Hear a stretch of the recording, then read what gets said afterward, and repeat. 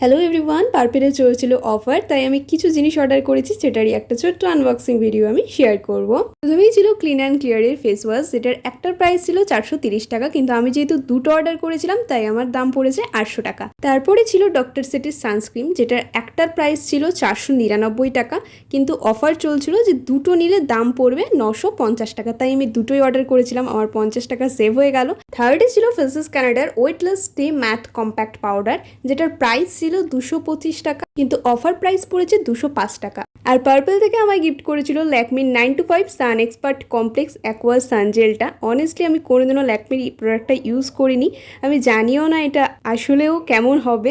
আর হ্যাঁ, যারা কম বাজেটের মধ্যে একটা বেস্ট কম্প্যাক্ট পাউডার খুঁজছো তাদের আমি বলবো ফেসেস কানাডার এই কম্প্যাক্ট পাউডারটা একবার ইউজ করে দেখার জন্য। ডেফিনেটলি বলতে পারি তোমরাও প্রেমে পড়ে যাবে, ভীষণ ভালো একটা প্রোডাক্ট।